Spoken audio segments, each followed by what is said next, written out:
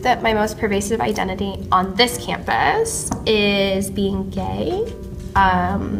So I came out when I was 15, not to my family, but to my friends first, and then I came out when I was 16 to my family. And I thought that when I came to SLU, like with the oath of inclusion, that I would be treated fairly on this campus and that individuals wouldn't really care that I was gay. I thought it was going to be like a pretty progressive school. Unfortunately, SLU made me think not twice about my sexuality, but more kind of keep it under covers. And it didn't, I felt on campus that I wasn't really allowed to express my lesbianism. So like if my partner and I ever she comes onto campus all the time. And I know that if we ever show like signs of affection or hold hands while we're walking down campus, we definitely get looked at. And definitely like people definitely give us like weird looks and things like that. And I don't know if that's just certain students, but that's how I feel. And I feel sometimes kind of uncomfortable on campus when she's around just because of the looks or the body language that other people give us. So my last university I was at, there were actually classes on queer theory, and there were whole sections and you had to actually take queer theory to get your degree in women and gender studies. You actually also had to take Black feminist thought to get your degree, and you had to take Chicana thought and theory to get your women and gender studies degree. Sounds beautiful. So it was like you really had to take all of these different theoretical classes to be considered to have a broad knowledge of women and gender studies. And I think that when I came to SLU, I was really excited and I got kind of wrapped up in the curriculum because a lot of it was about white women. So of course I kept thinking like, oh, this is so awesome. I'm like venting my thoughts of being like a white woman and you know what I have to deal with. And as I became more friends with like you, Fiona, or other individuals in the women and gender studies community, I started to notice that like we were really missing a huge chunk of stuff. And then I started noticing that I was missing a chunk of my identity that I hold so dear to myself, which is my queerness.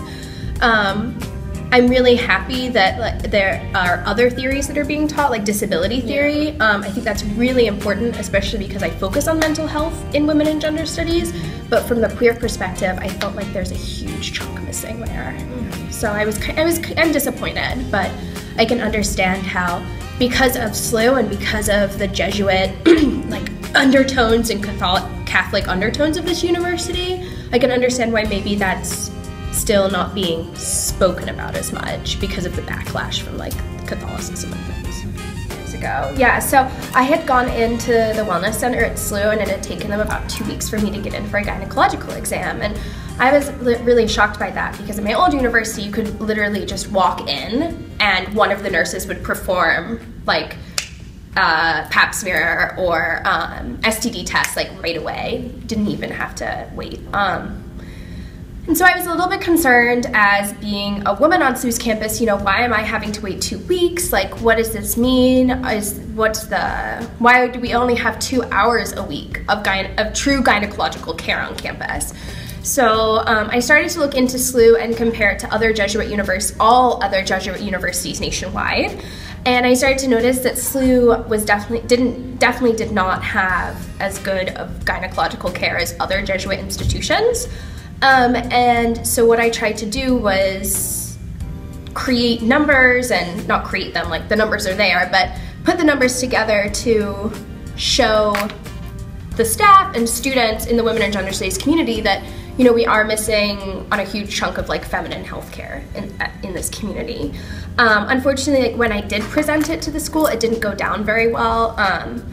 But I'm hoping that in the years to come, other younger women in gender studies, like maybe freshmen right now, will take up the project and keep pushing. Mm-hmm. Because I feel like even if the school does do something about it, it needs to come from us who create that push, and and the school has to listen to us. And I just felt like my voice wasn't being listened to in that situation. Mm-hmm. So in the women in gender studies community, like queerness isn't really talked about. And so I definitely feel like I'm one of the, in my classes at least, in the upper level classes, I feel like I'm one of the few queer women in the class. And so because of that, I definitely feel that when we ever get onto queer topics, it's usually like, for instance, this semester, like we were on a queer topic and people kept asking me as if like I'm this fountain of knowledge of queerness. Like, I'm not. It's not my specialty in like the academic field at all. I'm just queer. That doesn't mean I know everything about queerness. And so I feel like a lot of the times, because professors aren't reading up on like new theories, or if they aren't engaging in some of these newer thought processes in the women and gender studies literature, then they turn to students who hold that identity, expecting us to know everything about those theories. And so I feel like that's how I've been singled out, specifically in classes. And then on campus, I know once, this happened a lot of times, but specifically my partner and I were in the library, and she was helping me print things off, and we were walking out of the library, and this guy stopped, looked us both up and down, and then just stared at our hands and gave us this like very condescending look. And my partner is like genderqueer, and I'm an effeminate lesbian, so for both of us, it made my partner uncomfortable because she was like, oh, do I look weird? Like, is it because of my gender queerness? And I was like, oh my goodness, like, is it just because of my lesbianism that like I feel like I'm being looked upon in some like lesser form? So I think something that SLU can definitely do is, I think that everyone on this campus needs to take a women and gender studies class. Yeah. I think it is vital, specifically a diverse and multicultural women and gender studies class, like an intro. It would be so much to cover, but then again, if you think back to our 100 level 110 history, like how many thousands of years did we cover in like a semester? Why can't we have that type of lecture, but with women and gender studies? You still go over like ideologies. Exactly.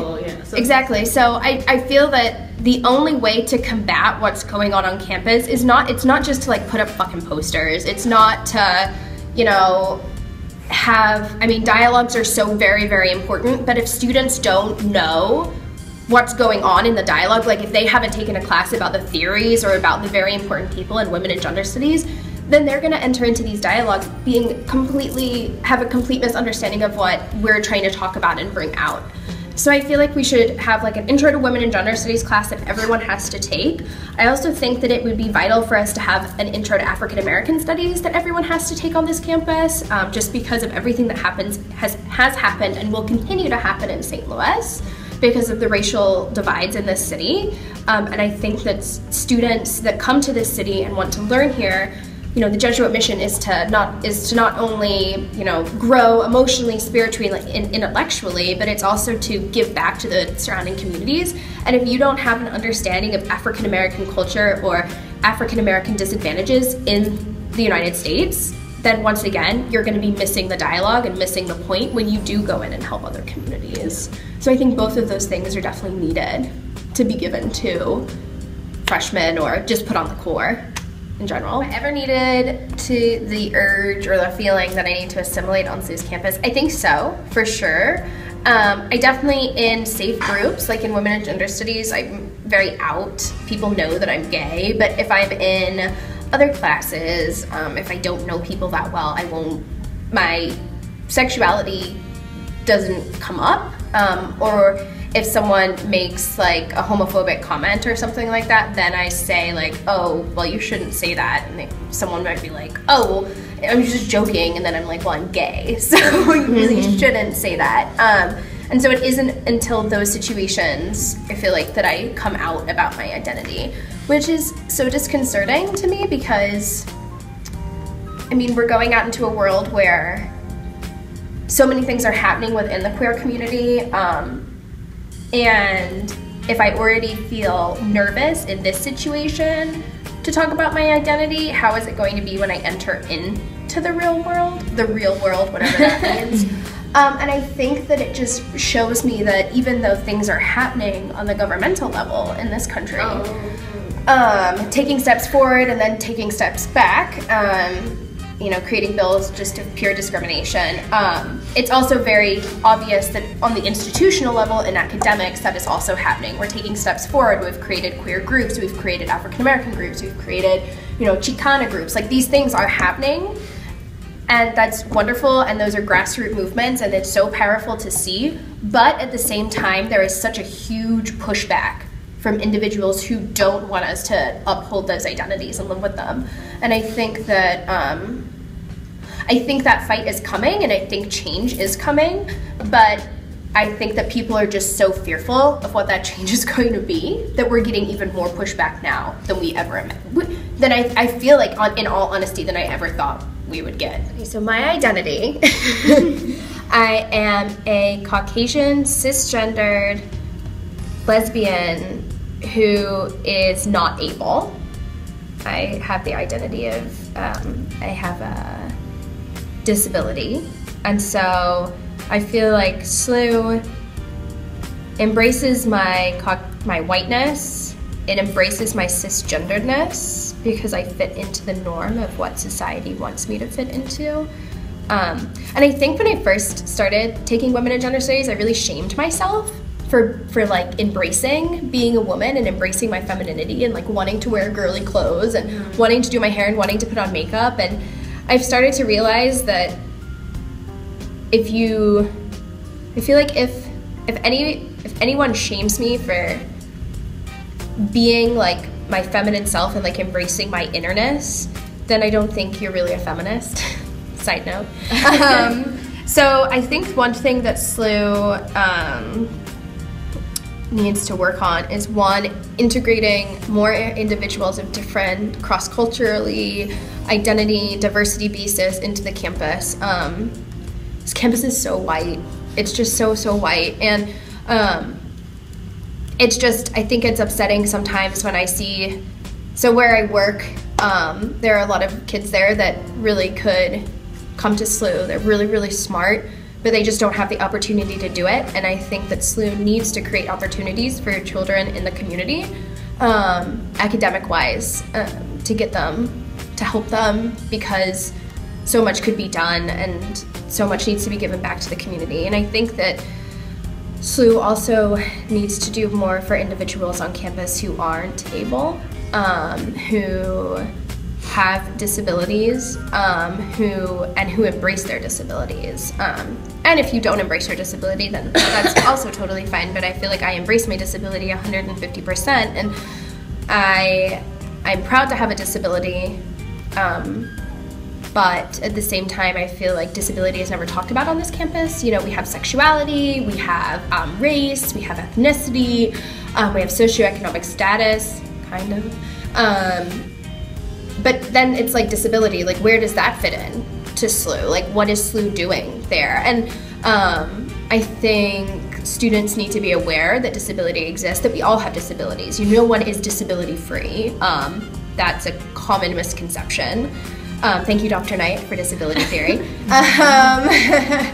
Side note. But I think that something that SLU needs to do is be more, educate us, not just with maths, not just with science, not just with, I'm a psych major and a movement and gender studies major, so don't just educate me on those things, but educate me socially. How am I supposed to go into the world now and engage with people with different identities without looking like an ass? Yeah. You know?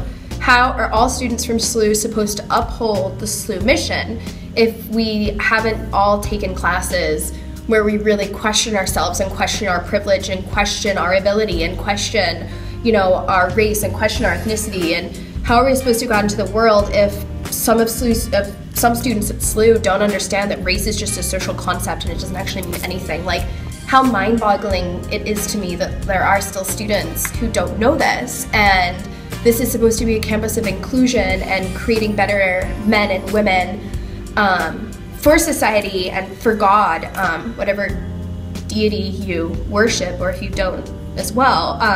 And if SLU's not doing that, then I think it's failing on its mission, and that to me is very upsetting.